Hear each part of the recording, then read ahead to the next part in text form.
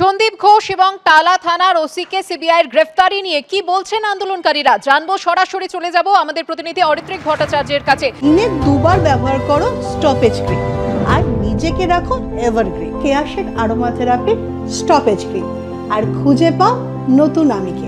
অরিত্রিক, গতকাল আমরা দেখলাম যে নবান্নের পর কালীঘাটেও মুখ্যমন্ত্রীর সঙ্গে আন্দোলনকারীদের বৈঠক ভেস্তে যায় এবং তারপরেই আমরা দেখি যে আরজিকর মেডিকেলে আর্থিক দুর্নীতির পর নিহত তরুণী চিকিৎসককে ধর্ষণ খুনের মামলাতেও সন্দীপ ঘোষকে গ্রেফতার করলো সিবিআই এবং সেই সঙ্গে টালা থানার ওসিকেও গ্রেফতার করা হলো।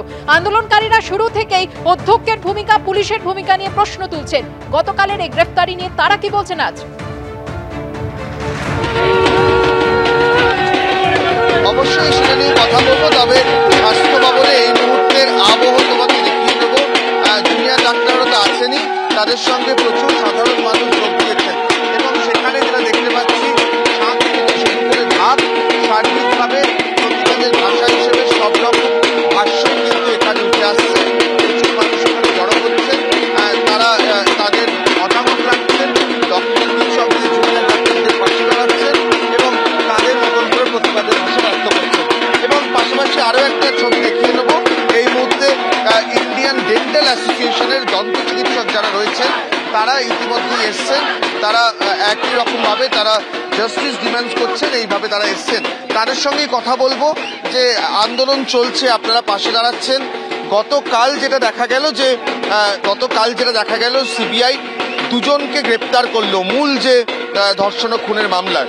বারবার বলা হচ্ছিল যে স্বাস্থ্য প্রশাসন এবং পুলিশ প্রশাসনের ভূমিকা, সেটার ভিত্তিতে দুজন গ্রেপ্তার হলো, সেটা কিভাবে দেখছেন? আমরা এটা দেখছি যে এটা আন্দোলনকারীদের মোরালটা বাড়িয়েছে আর কি, বাড়িয়ে দিচ্ছে। আর আমরা ওটা জানাতেই এসেছি যে ওরা এই আন্দোলন যেটা করছে আমরা ওদের সাথে আছি। আমরা ডেন্টাল ফ্রেটার্নিটি থেকে বাকিরাও অ্যারেস্ট হবে। আমরা কালকের ডিসিশনে খুব খুশি, অ্যাটলিস্ট একটা স্টেপ মনে হচ্ছে এগুলো। অনেকেই কিন্তু কালকের সিদ্ধান্তে যথেষ্ট খুশি হয়েছেন এবং এই মুহূর্তে যেটা দেখা যাচ্ছে যে অনেকে এখানে জড়ো হচ্ছেন, তারা তাদের মতন করে প্রতিবাদের ভাষা ব্যক্ত করছেন। যেটা তোমাকে বলছিলাম যে ইন্ডিয়ান ডেন্টাল অ্যাসোসিয়েশনের সদস্যরা তারাও কিন্তু বিচার চেয়ে এখানে জড়ো হয়েছেন। তাদের যারা সদস্যরা রয়েছেন তারা এসছেন। অন্যদিকে সাধারণ মানুষ তারা প্রথম থেকেই কিন্তু চিকিৎসকদের এই আন্দোলন আজকে 6 দিনে পড়ল। 5 রাত তারা এখানে রাস্তায় কাটিয়েছেন, তাদের দিকে সাহায্যের হাত বাড়িয়ে দিয়েছেন বারবার বিভিন্ন উপায়।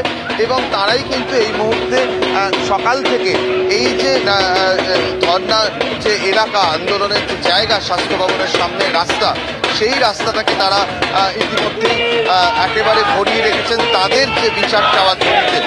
এবং গতকালকের যে সিবিআই এর যে রাত্রির দিকে যে 2 গ্রেফতারি, এখানে আরজিকরের প্রাক্তন প্রিন্সিপাল সন্দীপ ঘোষকে গ্রেফতার করা হয়েছে, টালা থানার অভিজিৎ মণ্ডলকে গ্রেফতার করা হয়েছে, সেটাতে কিন্তু অনেকেই তাদের যে উৎসাহ সেটা ব্যক্ত করছেন।